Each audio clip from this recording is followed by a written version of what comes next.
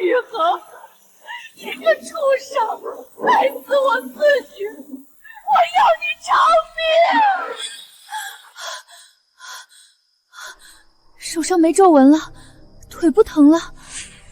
3月初3，这是嫣儿被毁清白的那晚。嫣儿，祖母来救你了。嫣儿，祖母这就来救你了。祖母绝不会让这个禽兽玷污你的清白。是谁？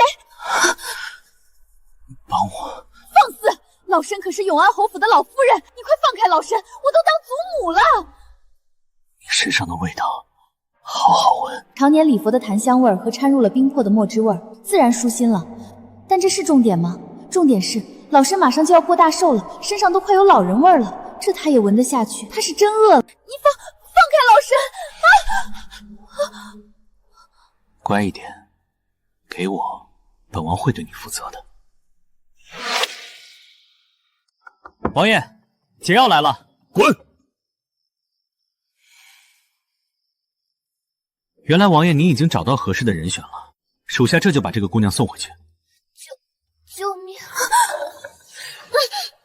别喊，等会儿有你求饶的时候。怎会如此？你也很享受，不是吗？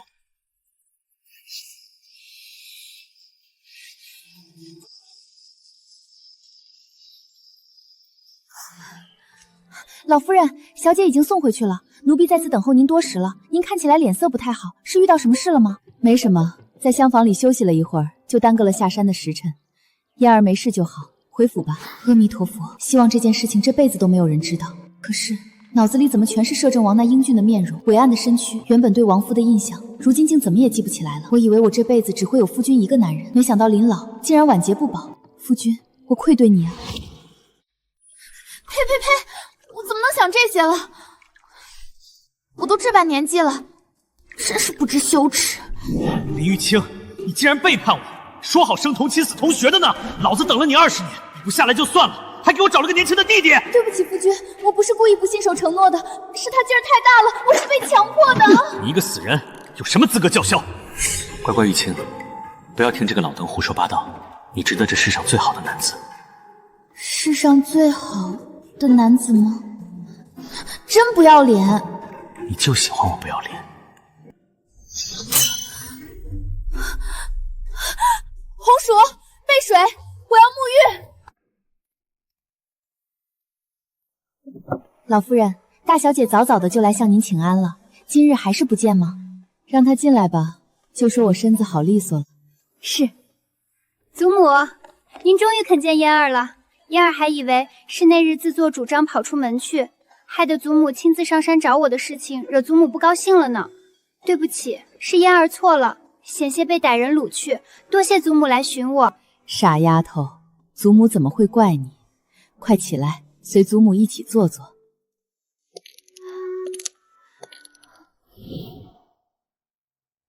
要是玉衡哥哥知道了，会不高兴的。江玉衡，前世那个让嫣儿凄苦一生的负心汉，这一世我绝不会让你再碰嫣儿一根手指头。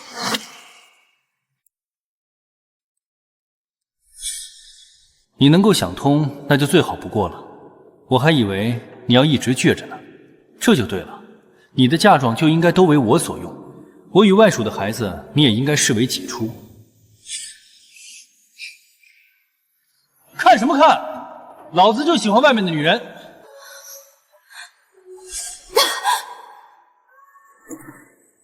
那一大家子狼心狗肺的东西，吃着我们侯府的血汗钱，却害死了我的嫣儿。这一世，我绝不让悲剧重演。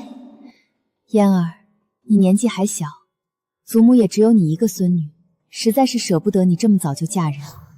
祖母，你在祖母身边多留2年，可好？嫣儿也想多陪陪祖母。前几日，要不是祖母寻来，嫣儿恐怕就出事了。祖母是嫣儿的救命恩人，嫣儿都听祖母的。我这就去写信告诉玉衡哥哥，将婚事推后。好孙女儿，算奶奶没白疼你。前世郑国将军府撑不下去了，姜玉衡才急着求娶嫣儿，好拿着嫁妆去郑军宫。若是我让嫣儿晚2年出嫁，姜家撑不过半年就会原形渐露，到时候看他们还有什么脸面上门。母亲这么做，是不是听见了什么风声？哦，你们也听说了什么？听说那姜家早就败落了，仗着老郑国公的威名罢了，如今不过是一副空架子。听说连下人们的月例银子都快发不出了，也就咱们嫣儿心眼实在，非得履行婚约嫁过去吃苦。是啊，我就嫣儿这么一个女儿，哪里舍得她去吃苦头？如今母亲这样做正好，等过2年嫣儿心思淡了，咱们再给她另外挑选个如意郎君，一起孝顺母亲可好？前世他们为了不让嫣儿受苦，几乎掏空了家底，结果却换来那样的结局。这一世，全家人终于站在了一条战线上。好，你们明白事理就好。这一次，我们绝不会让将军府那群蛀虫花我们的血汗钱。我让嫣儿每日陪我抄经礼佛，又截断了他和姜玉衡的书信往来。看没人替他送信，他还怎么用花言巧语诓骗我的嫣儿？启禀老夫人，郑国将军府的少将军在外求见，说是来拜访您和大小姐的。不见。一起的还有摄政王。他怎么来了？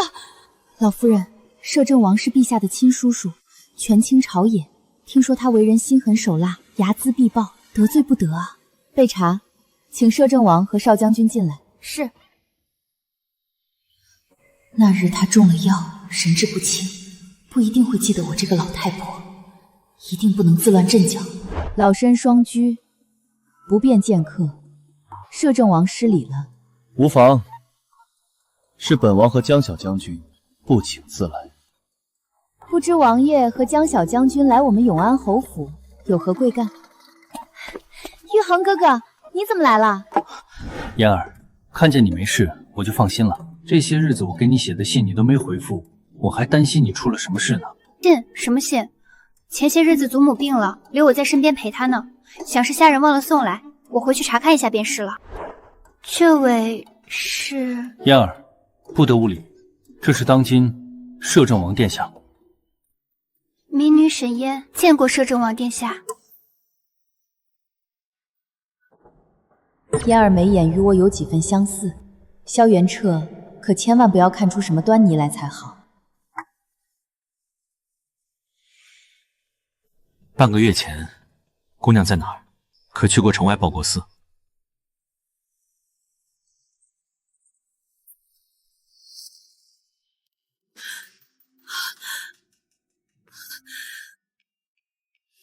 不曾啊，半个月前我在家陪祖母，哪儿也没去呢。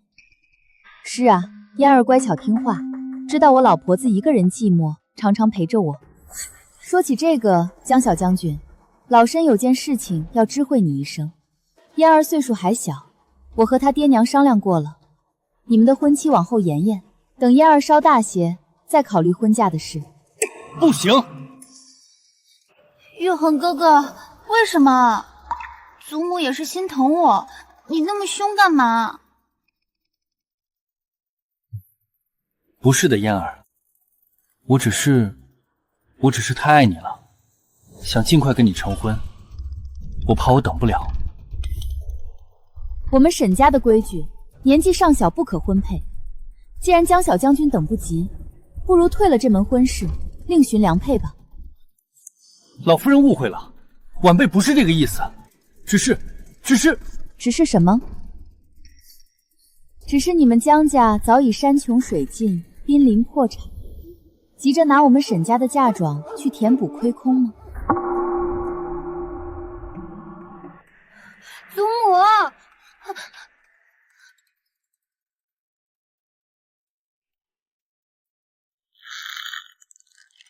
江小将军，老身的意思已经表达得很明确了。江家如今是什么光景，想必老身不说，你自己也清楚。嫣儿是我们沈家的掌上明珠，我们和她爹娘是不会送她去吃苦的。你若当真爱嫣儿，老身可以给你3年的时间振兴江家。若是做不到，这门婚事往后就不要再提了。你敢不敢跟我打这个赌？难道在老夫人眼里，江某就是这样一个无用之人？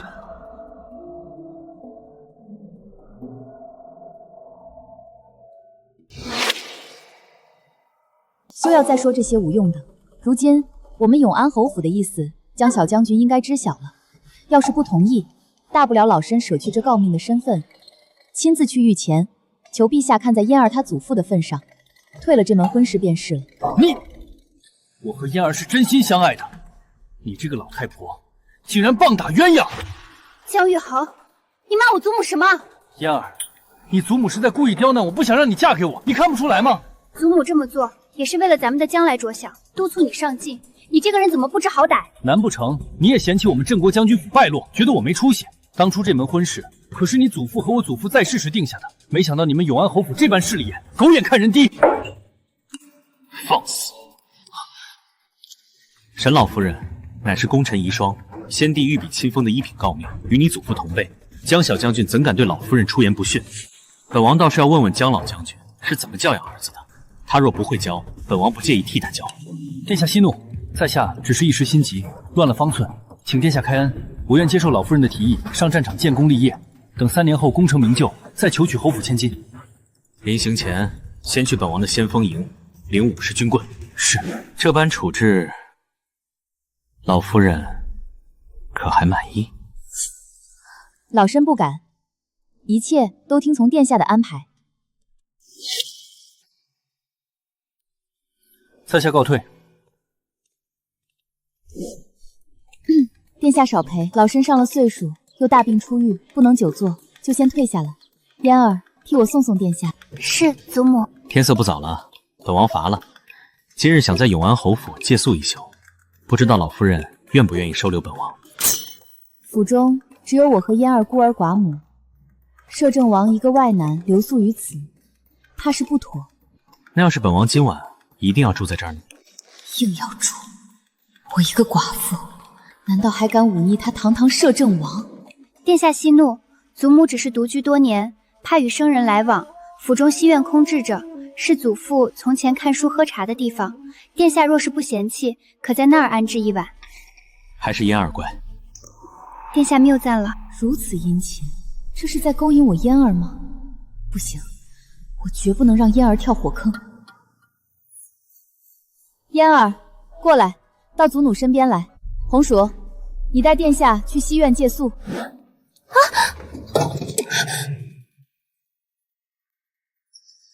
完了，千万别认出我。本王看老夫人有些面善，是不是在哪儿见过？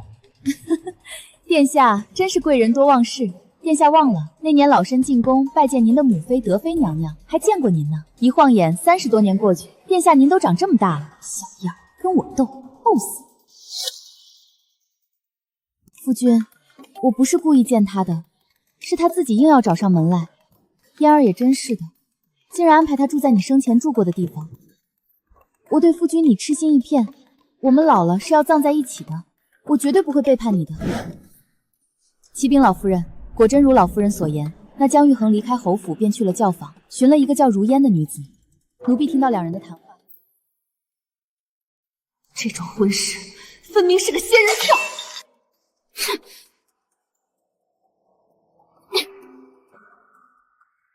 这个混账东西，真当我们永安侯府没人了吗？祖母这是怎么了？是谁惹我们祖母生气了？好个江玉恒，竟然做出这种事情！祖母莫要气坏身子，孙儿这就给那个卑鄙无耻的小人一点颜色瞧瞧。哎，昭儿，昭儿！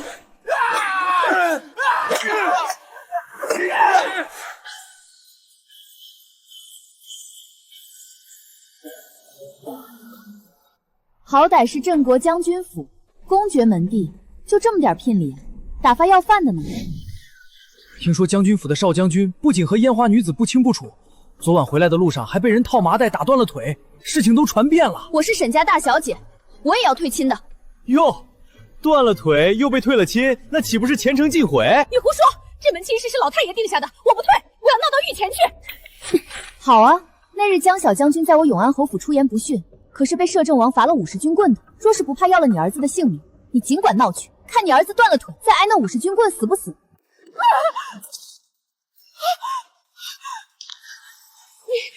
你们这2个无赖！我们走。造孽呀，真是造孽呀！我怎么生了这么井下石，迟早会遭报应的。等我儿子上了战场，立了军功，到时候你孙女可别哭着求着想嫁进来。瘸子也能上战场立军功吗？那老身是不是也能建功立业了？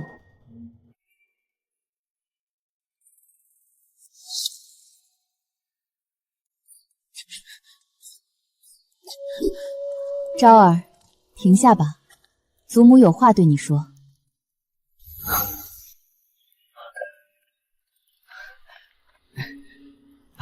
祖母，祖母知道你从小便有报国的志向，也知你文韬武略不输任何人。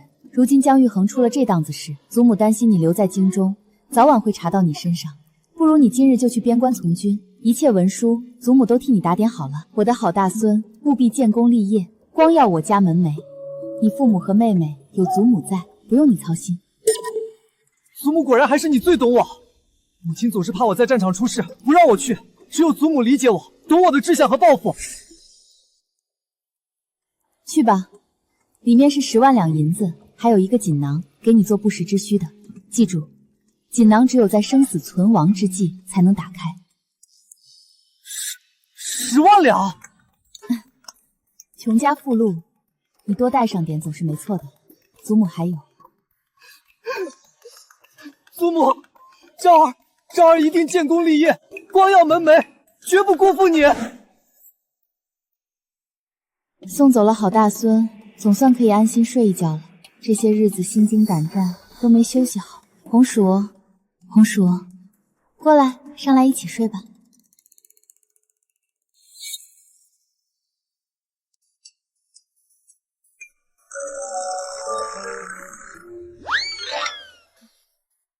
你这丫头怎么撞了这么多？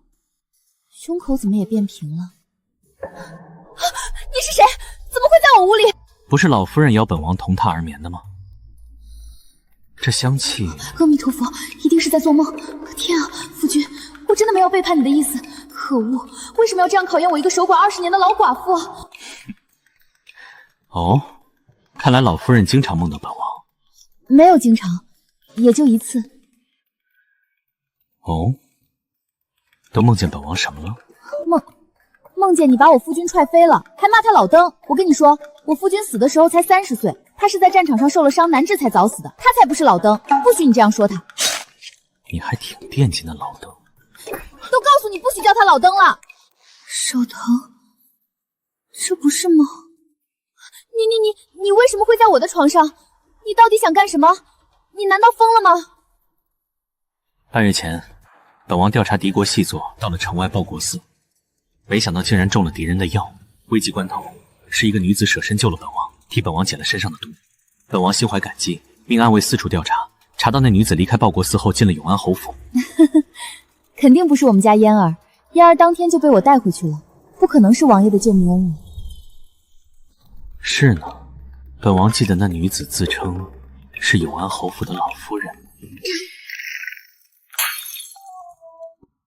殿下息怒，老身不是故意的，只是误闯罢了。是殿下自己没看清，拉着老身做了那事儿。我知道你年纪轻轻很不甘心，但是也不用这样吓唬我呀。老身是半只脚都踏进棺材的人了，你这样容易把老身吓出什么好歹来。你没事吧？觉得怎么样？要不要请御医来给你诊治？对不起，都是本王不好，本王不该这样吓唬你。殿下，您是听不懂人话吗？老身都快50了。什么老身不老身的？本王不嫌你老，本王月份比较早，满打满算老夫人也就大本王几岁罢了，顶多可以做本王的姐姐。你到我家来，到底想干什么？本王是一个非常保守的男人，只会钟情于自己的第一个女人。既然老夫人和本王有了肌肤之亲，本王希望能够求娶老夫人。求娶？不行，我是一个老实本分的寡妇，我要为我夫君守一辈子寡的。本王也是一个传统保守的男人，既要了你的身子，又怎么能不负责任呢？你才多大，连子嗣都没有！你娶我是指望我年过半百，老蚌生珠吗？本王承诺过，此生只有婴儿一个孩子，本就不准备有自己的子嗣。反正老身不会嫁给你的，你快走，莫叫人看见。你不要名声，我还要呢。若是让我儿子儿媳还有孙女看见，我就一根白绫吊死在这房梁上。姐姐莫恼，本王走就是了。我找了姐姐半个月，没有一夜安枕，唯有闻着姐姐身上的香气，才能入眠。姐姐能否准许本王再次睡一晚上？本王保证只睡觉，什么都不做。留下吧。月儿明，风儿静，树叶遮窗棂啊。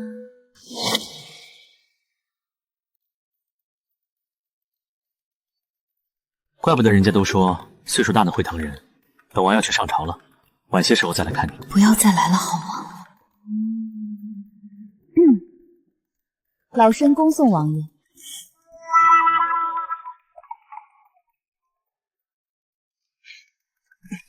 王爷，门在那边。不可坏了姐姐的名声。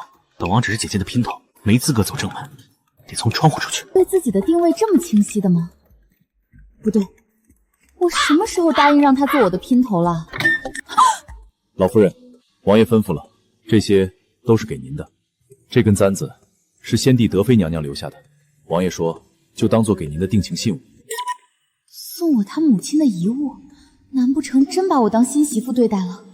造孽啊！这老脸还要不要了？侯爷啊，我对不起你，我一把年纪了，竟然色心没死，被那妖孽勾引着，罪过罪过，我再抄100遍。那个老夫人，要不您就成全了摄政王吧？奴婢实在不忍心看他日理万机，还天天半夜爬窗户。你怎么知道？就你们俩夜里闹出的动静，还有半夜总要热水洗澡，我们很难不知道啊。不过老夫人您放心，咱们位于侯府西北角，人迹罕至，除了我们几个心腹，绝不会有外人知道的。还有，奴婢想问您一件事，不知道当讲不当讲？讲。请问摄政王，你不要再说了，你们给我滚出去！幸好儿子儿媳还有嫣儿不知道这事儿，否则我这张老脸往哪儿搁呀？嫣儿，萧元彻这个禽兽，他来找嫣儿干什么？祖母，摄政王殿下太过分了。嫣儿别怕，祖母在。他怎么欺负你了？你告诉祖母，祖母替你打死他。我以为他好心拿糖葫芦给我吃，没想到他竟然想让我叫爷爷，他这不是在羞辱人吗？日子没法过了。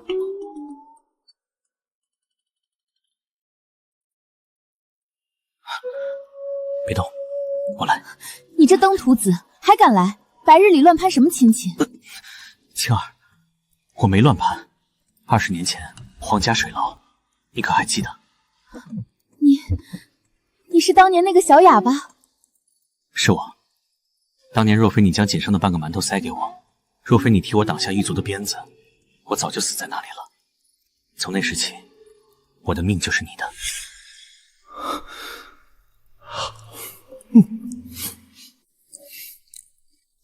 你这傻孩子，怎么不早说？我怕你觉得我是为了报恩才。青儿，我是真心爱慕你，没有世俗，没有恩情，只是我萧元彻要定你林玉清。可我老了，在我心里，你永远都是那个会发光的小仙女。这孽缘，怕是躲不过了。主子，这是永安侯府红薯姑娘送来的，说是老夫人特意吩咐熬的，让您趁热喝，别熬坏了身子。他当真这么说？千真万确。老夫人还叮嘱，今日天凉，让您加件衣裳。去，把本王库房里那套东猪头面给老夫人送去，就说本王很喜欢这参汤。诸位大人，萧元彻把持朝政，目无皇上，如今连我将军府也不放在眼里，若再不除他，国将不国。少将军息怒，老夫已打探到，下月初春猎，皇上会亲自下诏，我们也安排了死士，届时制造混乱，趁机。只要皇上有个3长2短，这弑君的罪名自然就扣在权势滔天的摄政王头上。好，还有那个永安侯府的林玉清，我要他跪在我面前，求生不得，求死不能。青儿，你既迈出了这一步，本王就算拼了这条命，也要护你周全。近几日，朝中那几个老顽固频繁与江家接触，暗影探到，他们似乎要在春猎上动手脚。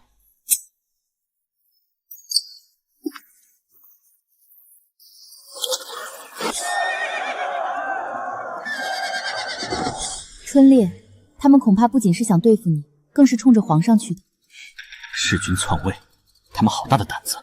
前世，我曾听闻猎场东侧的断崖处多有异动，他们定会引皇上过去，制造意外。好，我信你。既然他们想玩，本王就陪他们玩把大的。你打算怎么做？将计就计，我会暗中调集御林军，在东侧设下埋伏，只要他们敢露头，一网打尽。将军府那边交给我。江玉衡那庶子既然不安分，我不介意让他彻底变成废人。轻而护短的模样甚是迷人。休要胡言！春烈危机四伏，你必须万分小心。若你出了事，为了你，我舍不得死。等这事了结，我们就向皇上赐婚，可好？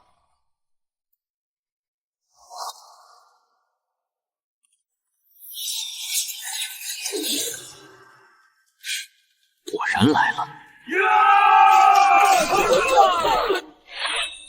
留活口，本王倒要看看是谁给了他们这狗胆。都给我闭嘴！慌什么？红薯，带人守住营帐门。白薯，去看看外面的情况。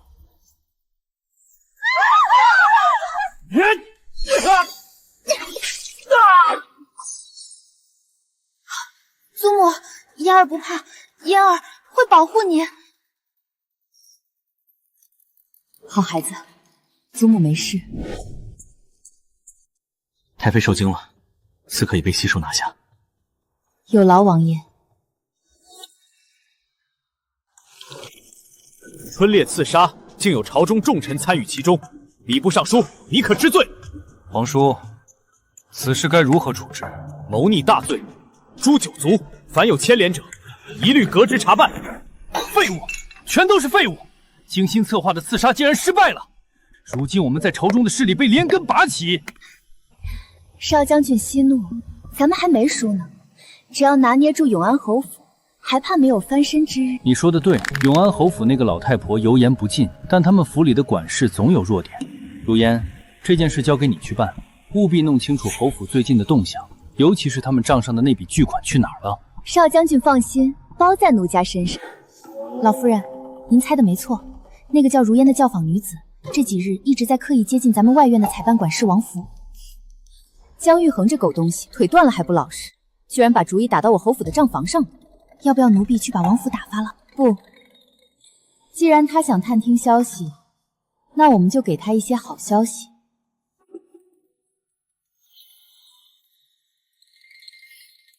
去把王福叫来，我要亲自交代他几句。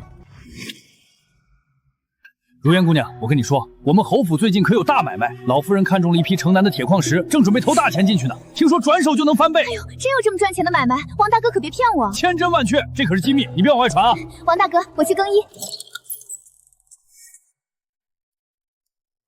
铁矿石，这可是军需紧俏货，难怪永安侯府捂着不放。少将军，可是我们账上已经没钱了，去借印子钱也要拿下这批货，只要抢在永安侯府前面买下来，转手卖给兵部，我们将军府就能起死回生。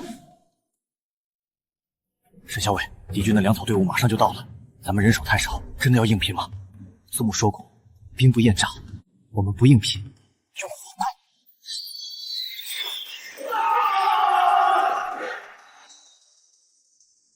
这沈昭不过是个新兵，竟有这般胆识和谋略，是个可造之才。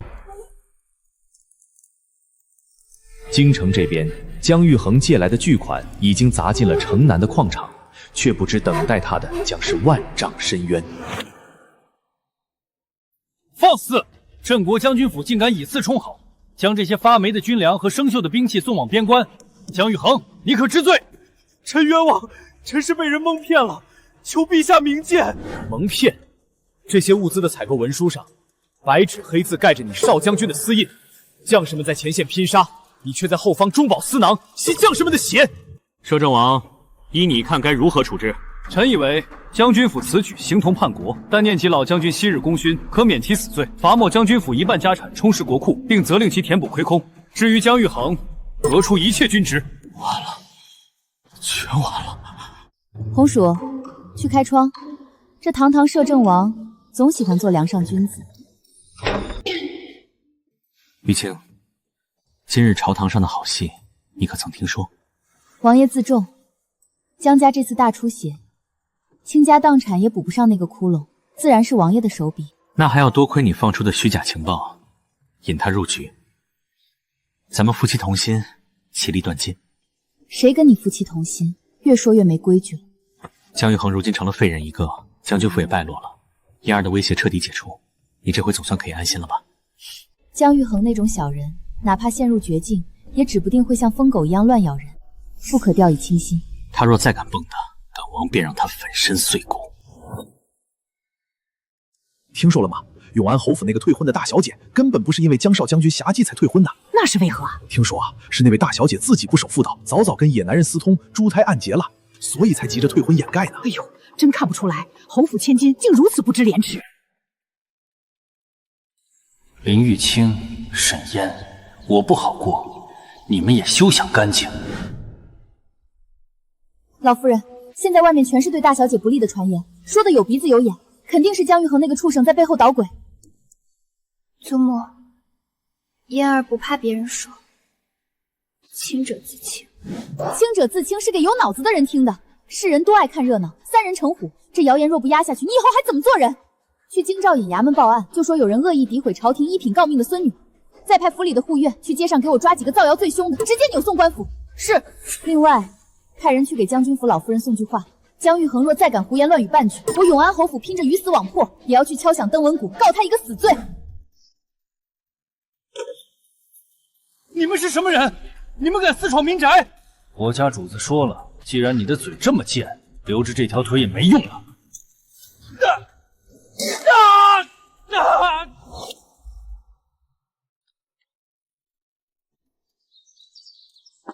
老夫人，您这孙女真是出落得越发水灵了。瞧这跑茶的手法，行云流水，可见是下过苦功的。嫣儿这丫头平日里就爱捣鼓这些风雅之事，是个大门不出二门不迈的性子。前阵子外头那些风言风语，可把这孩子委屈坏了。就是，也不知是哪个杀千刀的，竟然编造出那种恶毒的谣言。咱们今日一见大小姐，便知那绝对是无稽之谈。各位夫人，请用茶。陛下觉得这永安侯府的大小姐如何？端庄娴静，出淤泥而不染。皇叔，朕以前怎么不知道京城还有这等奇女子？陛下日理万机，自然没空关注这些。不过既然陛下觉得好，不如多留心些。皇叔说笑了。不过外头那些关于他的谣言，造谣之人，臣已经替陛下清理了。敢污蔑功勋之后的名誉，罪无可恕。皇叔做得对，只是不知沈大小姐喜欢什么样的男子。这红娘算是做成了。以后老夫人的孙女成了皇后，看谁还敢嚼舌根。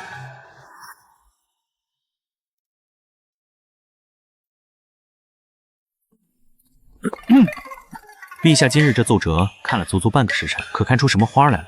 皇叔莫要打趣朕，朕只是在想，永安侯府的那位大小姐，似乎与寻常千金不同。陛下是说沈嫣那丫头确实纯善天真，又乖巧懂事，怎么，陛下看上她了？朕觉得她甚是可爱，只是不知她意下如何。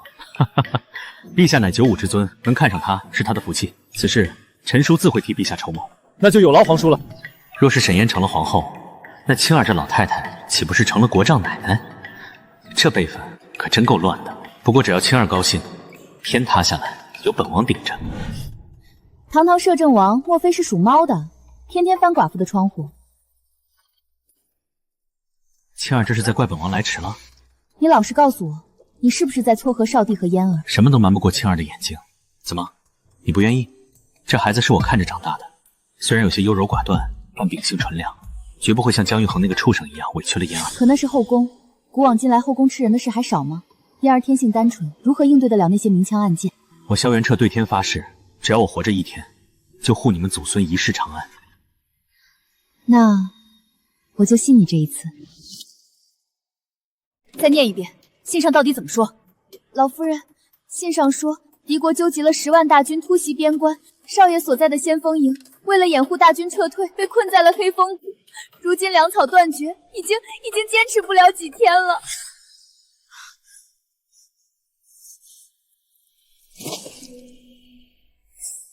传我的命令，立刻清点侯府所有库房的现银，变卖一切能变卖的田产商铺，就算倾家荡产，我也要筹集粮草送往边关。青儿，粮草的事朝廷会解决，你无需如此。朝廷那些文官除了扯皮还能做什么？昭儿等不起。本王已经奏请陛下，明日一早，本王亲自率领5万玄甲军驰援边关。你要亲自去？怎么担心本王了？放心，区蛮夷，本王还不放在眼里。本王保证，一定把昭儿全虚全伪的带回来交给你。青儿，本王这一去，少则数月，多则半年，你可会想我？刀剑无眼，你自己当心，别忘了你答应我的事。好，本王记住了。青儿保重。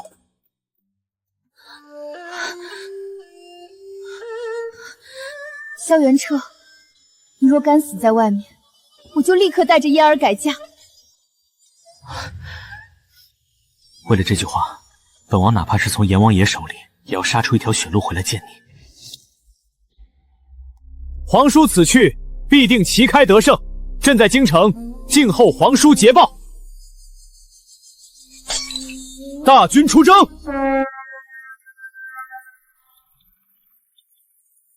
这是前线传来的密报，岂有此理！前线将士浴血奋战，兵部和户部这帮蛀虫竟然敢在粮草上做手脚。陛下，老身已经查明，此次克扣粮草背后是将军府的残余势力在推波助澜。姜玉衡虽废，但他父亲姜老将军在军中旧部众多，他们串通兵部侍郎李大人，故意拖延粮草发运，企图借刀杀人，置我孙儿和摄政王于死地。朕绝不轻饶他们。可是如今朝中不少大臣都在为李侍郎求情，说他只是办事不力，罪不至死。陛下，慈不掌兵，柔不治国。如今摄政王不在，正是陛下立威之时。若此时姑息养奸，前线大军一旦断粮，我朝江山社稷将毁于一旦。老夫人说的对，朕这就下旨。冤枉啊！下官只是调度迟缓，并未贪污啊！求陛下开恩啊！5时3刻已到，斩！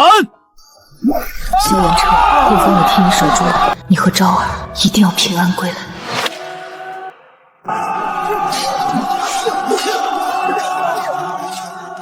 就算战死沙场，我也绝不退缩半步。沈昭，随本王杀！多谢摄政王救命之恩。好小子，有勇有谋，没丢你祖母的脸。从今日起，你便跟在本王身边，做个先锋官。末将领命，定不负王爷厚望。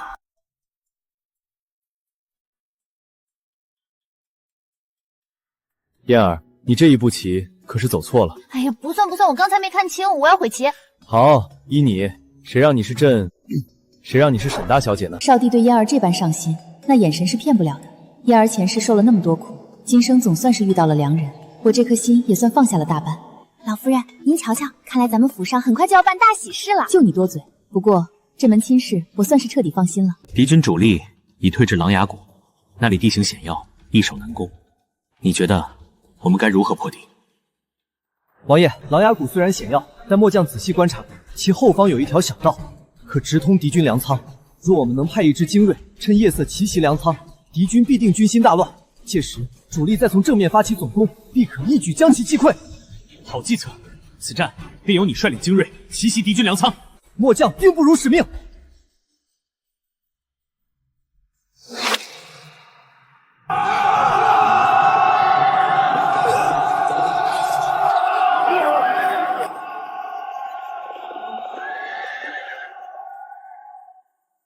哪里逃！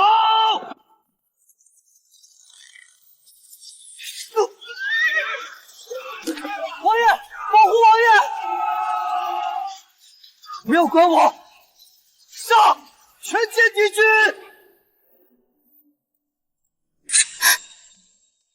这是怎么了？为何突然心惊肉跳，总觉得要出什么事？老夫人，不好了！前线传来800里加急，他怎么了？快说！摄政王殿下在追击敌军主将时，不幸中了冷箭，重伤昏迷。军医说殿下危在旦夕，老夫人，来人啊！快叫大夫！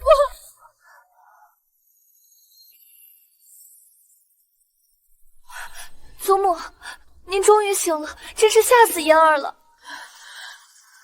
红薯，立刻给我更衣，我要去边关。母亲，边关路途遥远，且不说一路颠簸，那边现在战火连天，您这般年纪，身体怎么吃得消啊？不要再说了，我心意已决。白鼠，立刻去准备快马和足够的干粮，我们连夜出发。祖母，嫣儿知道您担心摄政王殿下，可是您的身子……嫣儿，你不懂。若是他真的死了，我这把老骨头活着还有什么意思？什么世俗礼教，什么名声体面，在生死面前，通通不值一提。我必须去见他，哪怕只是见他最后一面。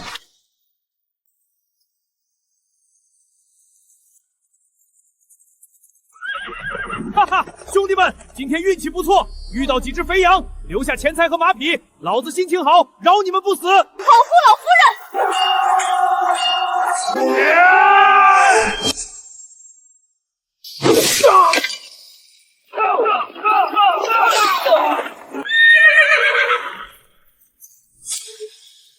祖母，你别管我，快告诉我，萧元彻现在到底怎么样了？萧元彻，你这个大混蛋！你明明答应过我要全须全尾的回来的，你怎么能食言？你给我醒过来！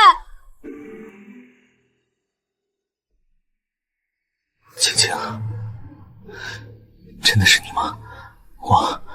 我不是在做梦吧？是我来了，萧元彻，我不许你死，你听见没有？你若是敢死，我就立刻改嫁给别人，让你在九泉之下都不得安生。你敢？除了我，这世上谁也别想碰你一根手指头。能在死前再见你一面，我萧元彻。闭嘴！别说胡话，我会治好你的，拼了这条命，我也一定会治好你。看什么看？魂都看没了，赶紧把药喝了。伤口疼，手没力气，端不稳碗。青青，你喂我。你呀，堂堂摄政王，倒像个没长大的泼猴。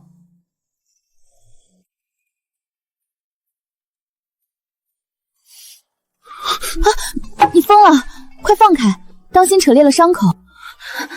青青，等我伤全好了，我们就回京城成亲，好不好？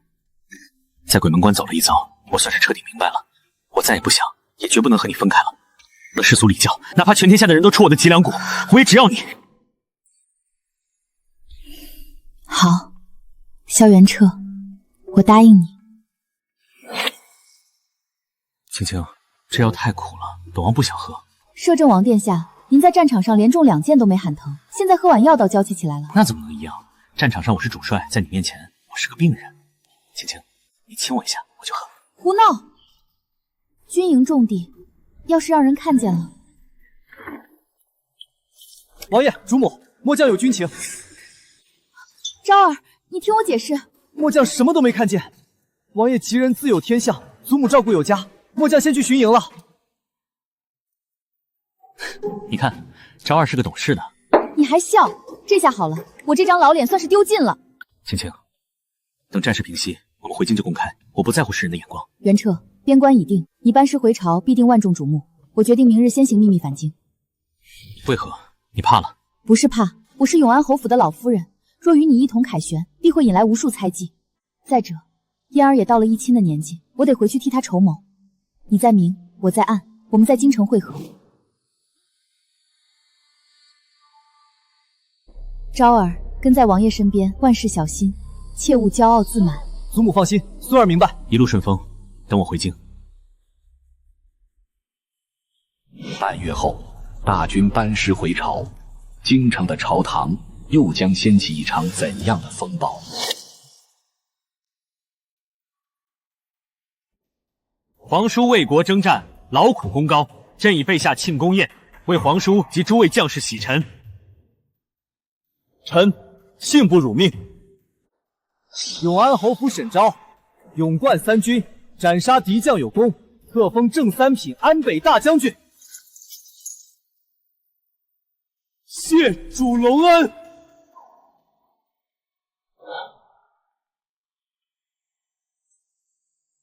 诸位爱卿，今日大节，四海升平。朕意欲选一个吉日，立国母，以安天下。陛下圣明，臣等早已拟定京中名门闺秀的名册。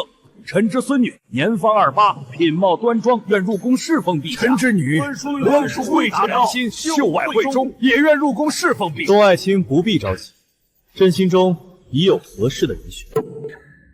不知陛下看中了哪家千金？永安侯府大小姐沈嫣。陛下三思啊！沈家大小姐虽出身侯府，但她曾与镇国将军府的姜玉衡有过婚约。如此有瑕疵之人，怎可母仪天下？李大人这话有意思。退婚一事，满京城皆知是姜玉衡品行不端，侠妓成性。沈家大小姐乃是受害者，怎么到李大人嘴里反而成了瑕疵？摄政王明鉴，历来皇后人选名声容不得半点非议。哪怕错不在沈家，但这退婚的名头……放肆！照李大人的意思，受了委屈就该忍气吞声，及时止损反倒成了罪过。规矩什么时候由你们这些酸儒来定了？皇叔所言极是，朕意已决，明日便下旨册封沈嫣为后。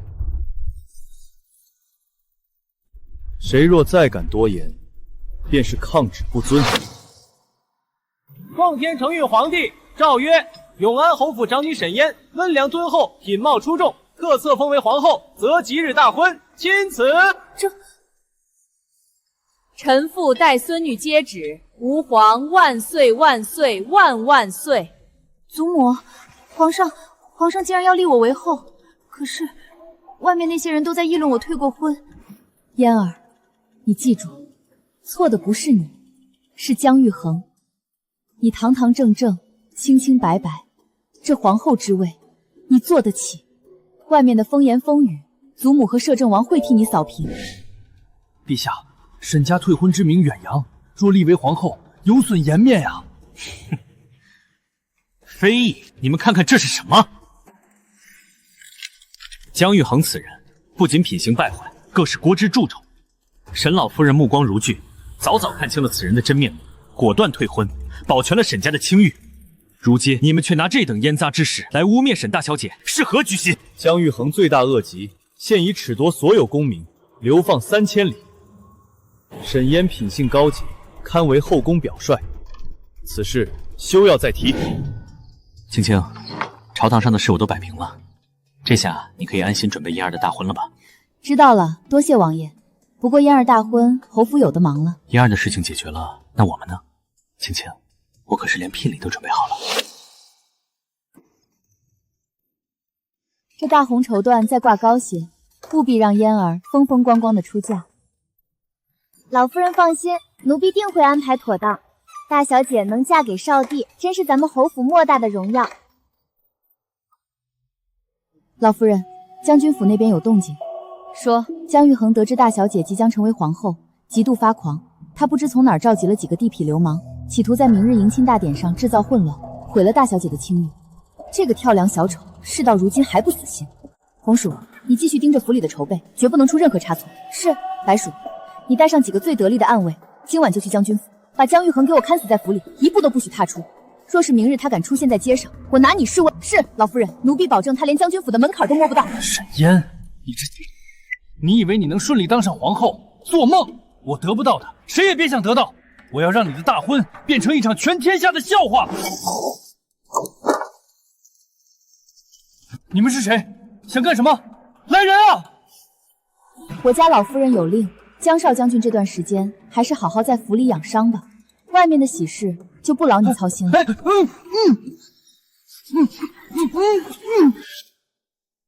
姜少将军，你最好安分点儿。你若再敢作妖，我不介意再打断你一次腿。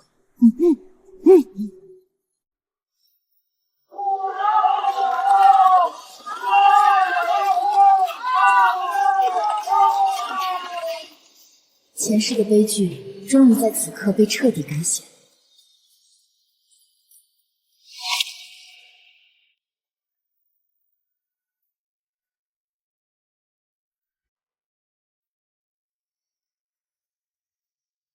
祖母，孙女拜别。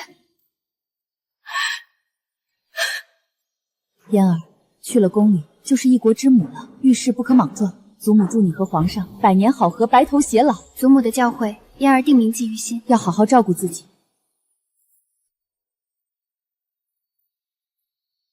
夫人放心，朕定会好好待嫣儿，绝不让她受半点委屈。老身谢过皇上。起轿！嫣儿，你一定要幸福。祖母终于把你从火坑里拉出来了。雨清，你今天辛苦了。嫣儿终于出嫁了，我这颗悬了许久的心也算彻底放下了。只是这偌大的侯府突然少了个叽叽喳喳的丫头，倒是觉得有些空荡荡的。雨清，嫣儿大婚确实很美，但我萧元彻在此立誓，等朝堂上的那些人全部扫清，等一切尘埃落定，我会给你一场比这还要盛大10倍100倍的婚礼。你胡说什么？我都这把年纪了。年纪算什么？我要让全天下的人都知道，你林雨清是我萧元彻唯一认定的结发妻子，8抬大轿明媒正娶，一样都不能少。皇后，你既然已经入宫，成为了天下女子的表率，就当以皇家开枝散叶的千秋大业为重。皇帝年轻气盛，独宠你一人，这成何体统？母后教训的是，儿臣惶恐。哀家看着皇帝的后宫实在太冷清了，是该下旨选几位家世清白的秀女，充实后宫了。母后的安排，儿臣定当遵从。你明白就好。哀家也是为了皇家子嗣着想，你作为一国之母，必须要有容人之量，切不可学那些善妒的市井泼妇。臣妇永安侯府林氏拜见太后娘娘。太后娘娘千岁千岁千千岁。夫人免礼，赐座。夫人难得进宫，皇后入宫10日也不短了。哀家正与她商议选秀充宜后宫之事。夫人是明白人，你以为如何？太后娘娘为皇家子嗣操劳，日夜忧心，臣妇等实在敬佩。只是皇上与皇后新婚燕尔，正是感情正笃之时，若此时大肆选秀，恐会伤了帝后和气，反而不利于子嗣绵延。况且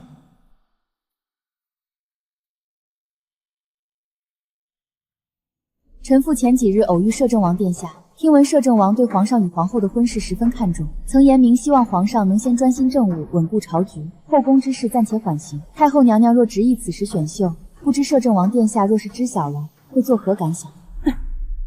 老夫人说的倒也有几分道理，朝局稳固确实是重中之重。既然摄政王有此深意，选秀之事便暂缓一把。太后娘娘体恤朝局，深明大义，实乃天下之福。臣妇替皇后娘娘谢过太后。想欺负我的孙女，也得看我这老婆子答不答应。扯虎皮做大旗这招果然好用。陛下，臣要参奏平阳侯世子，现任宣威将军沈昭。沈将军在边关屡建奇功，赵大人何出此言？陛下，沈昭虽有战功，但其在边关飞扬跋扈，私自招募兵马，截留军饷。如今沈家一门双贵，沈大小姐又是未来的皇后，沈昭拥兵自重，若不早日防范，恐成大患啊！是啊，陛下，沈昭年少得志，恐生骄横之心，不得不防。赵大人说沈昭拥兵自重，截留军饷，不知可有证据？臣听闻边关将士皆言，沈昭在军中一手遮天。听闻，堂堂御史大夫，竟凭一句听闻就敢弹劾功臣？睁开你的狗眼看看，这是沈昭半月前加急送回京城的兵权调动与军饷开支账册，每一笔都清清楚楚，甚至连他自己变卖侯府家产补贴军用的明细都在其中。臣也是受人蒙蔽。受人蒙蔽？我看你是嫉妒沈家功高，蓄意挑拨君臣关系，意图动摇军心。来人，赵成及附议者，污蔑边关主将，罪无可恕，剥夺官职，即日流放岭南。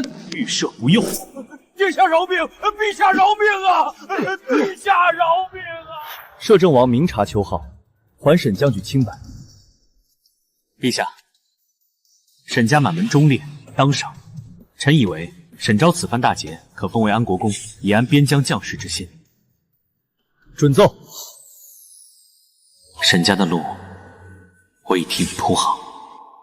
雨晴，接下来该是我们自己的事了。陛下，这几处地方的官员考核，臣已拟定初选名单，此后吏部的人事任免，便由陛下亲自朱批决断吧。皇叔，这等军国大事一直都是您亲自把关，朕怕有失偏颇。陛下已经长大了，这江山本就是你的。臣辅政多年，如今朝局稳定，边关无虞，是时候让陛下乾纲独断了。臣接下来只想做个清闲王爷。皇叔是为了大梁操劳过度，想歇息了吗？算是吧。臣找到了比这朝堂更有趣的归宿。皇叔放心，朕定不负皇叔教诲。夫人，这簪子您天天拿出来看，摄政王殿下若是知道了，指不定多高兴呢。就你多嘴，我是在想，昭儿如今封了公爵，嫣儿也出嫁了，这侯府的担子我也该卸下了。您是打算和摄政王殿下双宿双飞？胡说什么？他可是摄政王，我个半老徐娘哪能真与他牵扯不清？只是若是真去了辽东，种点花草，倒也清静。老爷，你听见没？母亲说摄政王殿下双宿双飞。这怎么可能？母亲向来端庄守节，怎么会和摄政王？定是那摄政王仗势欺人，逼迫母亲。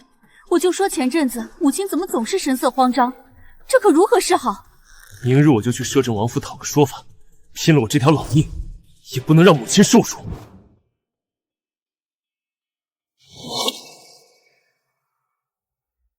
你们今日这是怎么了？可是府里出了什么事？母亲，儿子不孝，让您受委屈了。母亲，您若是有苦衷，千万别瞒着我们啊！那摄政王虽权倾朝野，但咱们侯府哪怕粉身碎骨，也不能由着他影响您清誉啊！你们在胡说什么？谁受委屈了？老夫人，老爷，摄政王殿下，摄政王殿下带了好多聘礼，把侯府大门都堵上了。他竟敢欺上门来，拿我的剑来，我要与他决一死战！逆子，给我坐下。雨晴，我来了。雨晴，这称呼也是他能叫的。殿下，您虽贵为摄政王，但家母乃一品诰命，您这般轻薄，成何体统？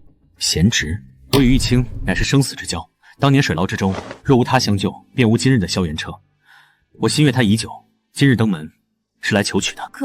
可殿下的年纪，年纪算什么？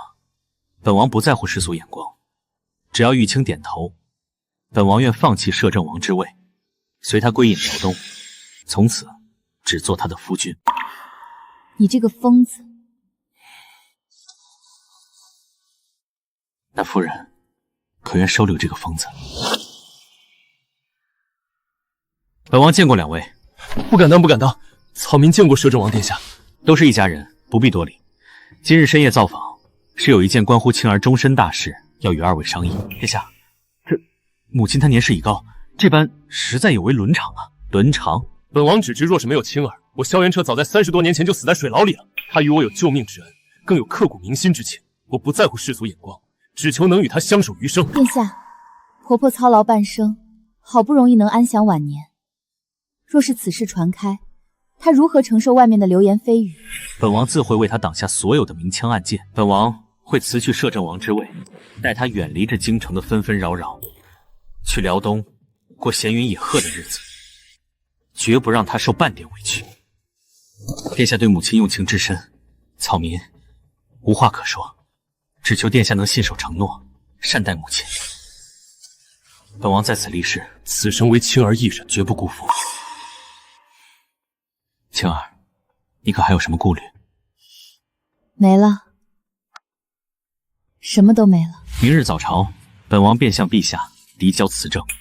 王爷，您当真要放弃这半壁江山？这天下不过是过眼云烟，本该是雄鹰的，如今他已能独当一面，本王也该功成身退了。那您与老夫人的事，本王要让全天下都知道，他林玉清是我萧元彻名正言顺的妻子。有本早奏，无本退朝。臣有本奏。皇叔有何事奏报？臣恳请陛下恩准臣辞去摄政王之职，告老还乡。皇叔，你正值壮年，且国事繁重，怎可突然辞官？可是朕哪里做的不对？陛下圣明，将这天下治理得井井有条，臣已无用武之地。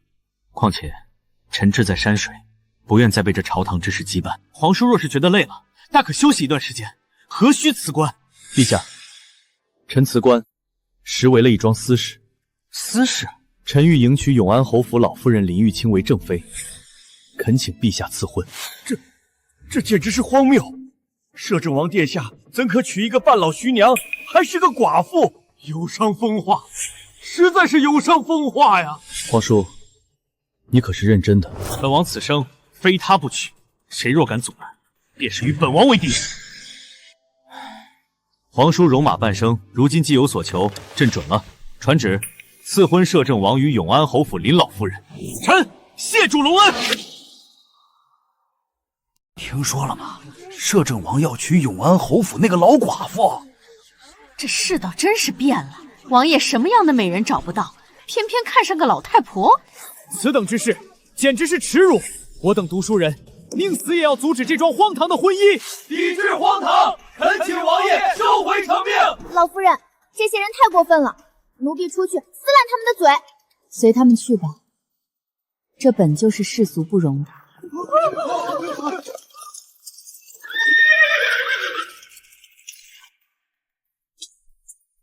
好一个宁死也要阻止！本王倒要看看你们谁有这个胆子。王爷，您贵为皇叔，怎能娶一个什么？30年前，本王被人暗算，困于水牢，命悬一线。是林玉清冒着生命危险将本王救出，这块玉佩便是当年他留下的信物。他与本王有救命之恩，更何况本王倾慕于他，与年龄何干，与身份何干？本王今日在此宣告天下，他林玉清是我萧元彻此生唯一的挚爱，谁若再敢非议半句，杀无赦！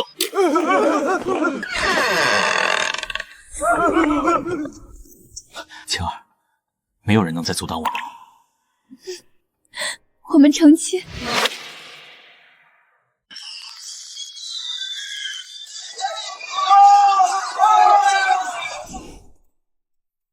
老夫人，您今天真美。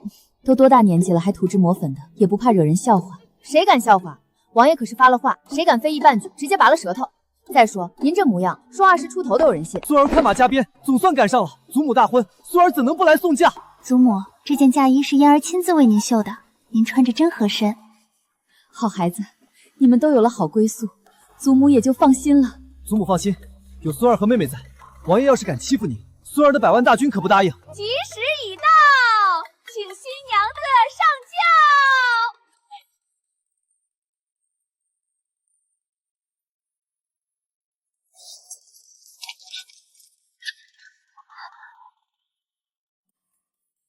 玉清，从今往后，你只是我的妻子。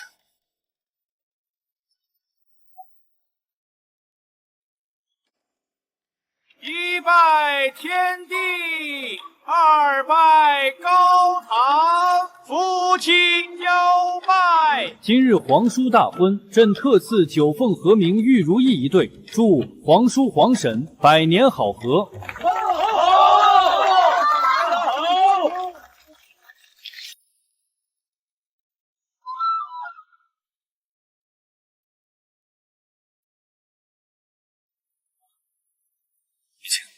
你终于属于我了。一把年纪了，还学小青年说这些酸话。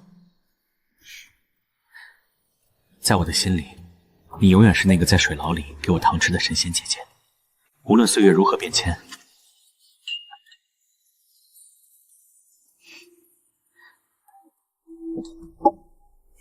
夫人可还记得我们在破庙那晚？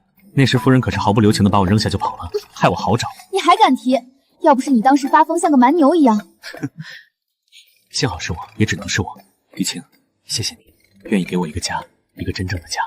元彻，以后我们好好过日子。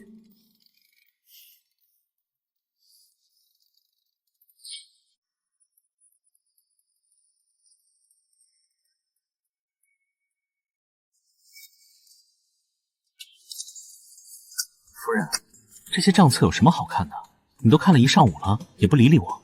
别闹，我们在准备去辽东的事宜，这些京城的产业必须尽快变卖或者交接清楚。你这个当家主事的不帮忙就算了，还来捣乱。我的人和我的钱都是夫人的，夫人做主就好。我现在的任务就是寸步不离的陪着夫人。堂堂摄政王，现在像个什么样子？要是被朝臣们看到你这副破皮无赖的模样，你的威严何在？我已经还政给皇上了，现在只是个每天陪媳妇的闲散王爷，谁管他们怎么看？我只要我的夫人开心。王爷现在真是越来越不要脸了。就是，老夫人也太惯着他了，这都快宠上天了。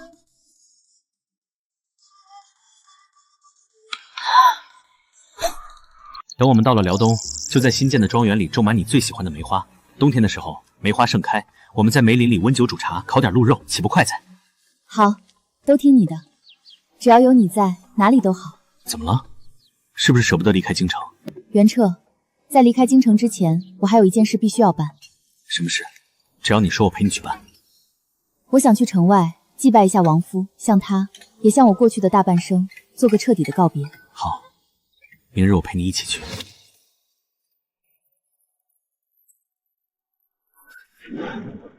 是你，吕玉清，来看我的笑话吗？我来看看，曾经自诩青年才俊的镇国将军府少将军，如今落魄成何等模样？得意什么？如果不是你从中作梗，我现在已经是侯府的女婿，是前途无量的将军，都是你！前途无量？你仗着祖辈婚约算计侯府嫁妆，私下与烟花女子苟且，甚至还敢走私，多行不义必自毙，这都是你咎由自取。我只是一时糊涂，沈岩本来就该是我的。你不配提燕儿的名字，前世的账，今生已彻底算清。你就带着你的怨恨，在这不见天日的地方了此残生吧。玉清，你不得好死！都处理好了？一切都结束了。那我们是不是该准备启程了？是啊，该走了。只是不知道燕儿他们会如何送别我们。祖母，您真的要走吗？燕儿舍不得您。傻孩子，天下无不散之宴席。你现在是大国的皇后，要母仪天下，不能再像个小女孩一样哭鼻子了。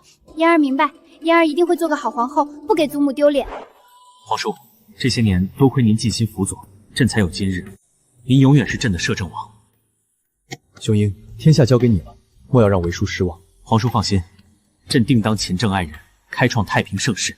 我们该启程了。恭送王爷老夫人。终于离开了。后悔吗？有你在，去哪里都不后悔。那我们可要好好享受这辽东之行了。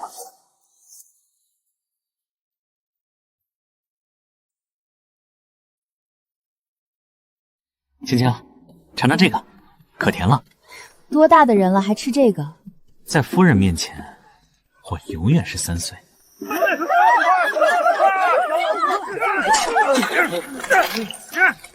老东西，不交保护费，今天砸了你的摊子！大爷饶命啊！小老儿实在没钱了。这种粗活，还是让为夫来吧。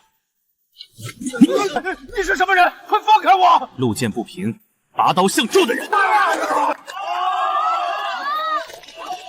老人家，拿着这些钱回家吧。多谢恩公，多谢恩公。怎么样，为夫这身手没退步吧？勉强算个大侠吧。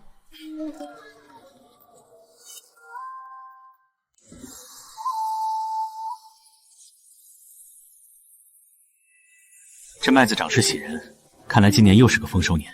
多亏了老爷带来的新良种，这辽东的麦子如今也能1年2熟了。袁彻，别看了，该吃饭了。夫人亲自下厨，我怎敢不快谢？只是这麦子长得太好，让人看不够。你啊，在京城看奏折，到了这里看麦子，什么时候能消停？在京城能看奏折，是为了天下；在这里看麦子，是为了我们。有你在身边，这就是我想要的生活。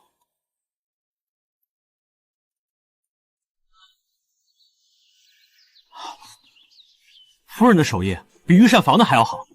你就别贫了，快趁热吃吧。玉清，你觉得现在的生活怎么样？很好，很踏实。我不再需要步步算计，不再需要为了侯府担惊受怕。现在我只想做你的妻子。我也是，这片天高海阔只属于我们。老爷夫人，京城来信了。京城是嫣儿还是昭儿？是少帝的加急密信。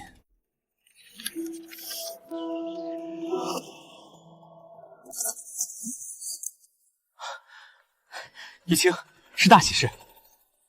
嫣儿生了龙凤胎，大喜大赦天下。不仅如此，信上还说沈昭在边关立下不世之功，已经受封安国公，天下兵马大元帅。太好了，真是太好了！嫣儿没有重蹈覆辙，她有了自己的孩子，成了皇后。昭儿也实现了她的抱负，成了大英雄。我的侯府终于保住了。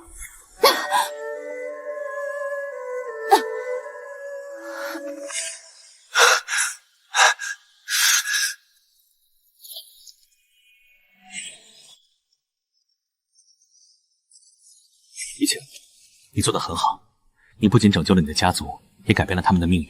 现在你该彻底放下那个重担了。元彻，谢谢你，如果没有你，我做不到这些。傻瓜，我是你的丈夫，这一切都是我应该做的。嫣儿那孩子从小就乖巧懂事，现在做了母亲，一定是个好额娘。昭儿那小子从小就调皮捣蛋，现在成了大将军，不知道有没有稳重些。有少帝看着，他们不会有事的。少帝在信中说，想请我们回京看看孩子。不了，京城那个地方我已经没有牵挂了，这里才是我们的家。好，那我们就在这里，看着他们慢慢长大。夫人，您尝尝，这是奴婢新学做的桂花糕，不错，有进步。红薯啊，你也不小了，是不是该考虑考虑自己的终身之事了？夫人净拿奴婢开心，奴婢要一辈子伺候夫人。你可别嘴硬了，我看那隔壁村的王铁匠对你挺有意思的。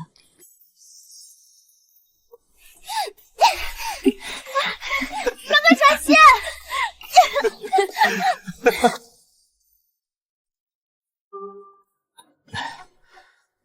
怡清，这书有那么好看吗？你都看了一下午了。这是一本医书，我看看能不能找些养生的方子。养什么生啊？有我在你身边，你就是长生不老的仙女。你这人年纪越大越贫，都快当太爷爷的人了，还这么贫嘴。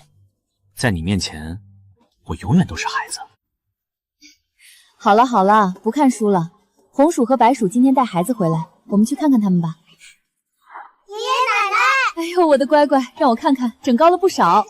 夫人老爷，这是京城送来的节礼，还有皇后娘娘和安国公的家书。嫣儿和昭儿都好，孩子们也好，这样我就放心了。大家都好，我们也好。冷吗？不冷，有你在就很暖和。雨晴，这辈子能遇到你，是我最大的幸运。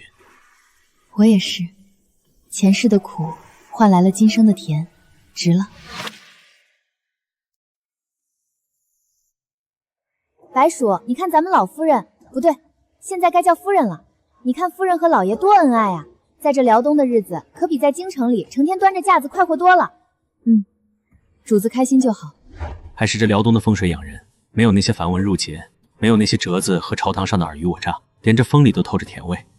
堂堂摄政王殿下，如今倒成了一个只知贪图享乐的富家翁了。若是让京城那些言官看到你现在的模样，怕是又要惊掉大牙了。随他们怎么说，这江山我替那小子守了这么多年，如今他自己也长大了，还娶了咱们的宝贝孙女嫣儿当皇后，这天下早该由他们年轻人去折腾。是啊，前2日京城刚送来的家书，嫣儿信里说皇上待她极好，后宫也清静，昭儿在边关也稳住了阵脚，安国公的威名如今已经是四海皆知了。信里还说了，那臭小子成天抱怨政务繁多，话里话外都在试探，想让我这个当叔叔的回京城帮他分担。